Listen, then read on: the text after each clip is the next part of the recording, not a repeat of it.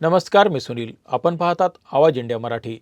Iran, Israel आणि अमेरिकेच्या युद्धामुळे जगभरात इंधनाचा तुटवडा निर्माण झाला आहे. याचा फटका आता महाराष्ट्रावरही बसला आहे. राज्यातील नागरिकांना दररोज पेट्रोल पंपावर किंवा गॅस एजन्सीच्या कार्यालयात रांगेत उभं राहावं लागत आहे.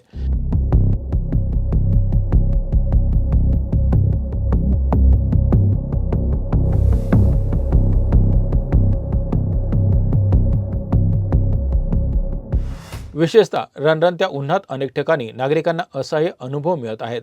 पेट्रोल आणि गॅसच्या तुटवड्यामुळे अफवांचा बाजार देखील सुरू झाला आहे, ज्यामुळे लोकांमध्ये अधिक चिंता आणि गोंधळ वाढला आहे. पेट्रोलियम मंत्री हरदीप सिंह पुरी यांनी भारत सरकारची भूमिका स्पष्ट केली आहे. त्यांनी ट्विटरवर पोस्ट करून देशातील तेलाच्या पुरवठ्याबाबत शंका व्यक्त करणाऱ्यांना उत्तर दिलं. हरदीप सिंह पुरी यांनी स्पष्ट केले की भारतात पेट्रोल, डिझेल, LPGच्या पुरवठ्यात कुठलीही कमतरता नाही.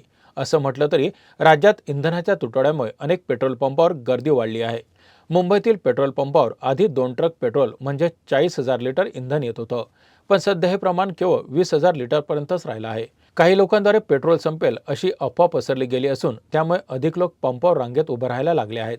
त्याचप्रमाणे अतिरिक्त पेट्रोल भरण्याचे प्रमाण वाढल्यामुळे पंप कर्मचाऱ्यांनी गर्दी करू नका असा संदेश दिला आहे.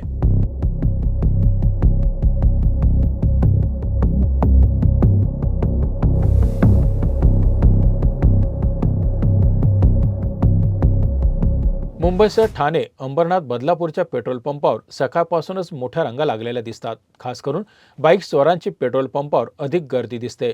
पेट्रोल, डिझेल मिळणार नसल्याच्या अफवांमुळे वाहनधारक अधिक पेट्रोल भरून घेत आहेत. तर छत्रपती संभाजीनगरमध्ये ऑटो LPG गॅसच्या टंचाईमुळे रिक्षा चालकांनी रास्ता रोको आंदोलन केलं आहे. रिक्षा चालकांच्या व्यावसायिक कामकाजावर गंभीर परिणाम झाल्यामुळे त्यांनी 2 हप्ते माफ करण्याची मागणी केली आहे.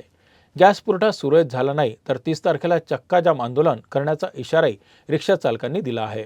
संभाजीनगरात शिवसेनेच्या वतीनं आज सर्व एजन्सीजवर शिवसेनेनं आंदोलन केलेले 23 ठिकाणी एकाच वेळेस.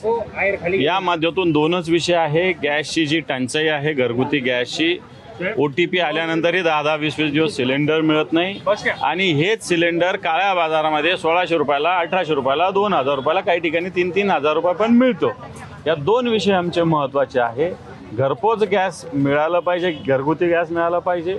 काळ्या बाजारात गॅस विक्री चालू आहे, याच्यावर रोख असली पाहिजे. मला वाटतं हे अशा पद्धतीनं जनतेचा म्हणजे टाळूवरचं लोणी खाण्याचा प्रकार चालू आहे. याच्यावर प्रशासनाने जरब ठेवावी अशी आमची विनंती आहे. बुलढाणा आणि जालना जिल्ह्यातही इंधन टंचाईचा सामना नागरिकांना करावा लागत आहे.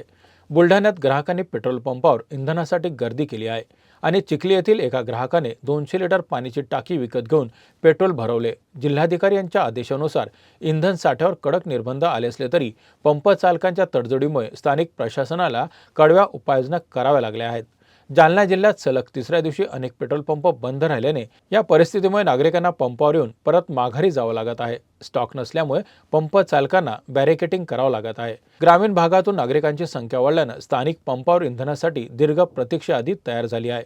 सरकारने जनतेला आश्वासन दिलं आहे की यांच्याशी संबंधित सर्व अफवावर विश्वास ठेवू नये. अशाच नवनवीन बातम्या बघण्यासाठी बघत राहा आवाज इंडिया मराठी.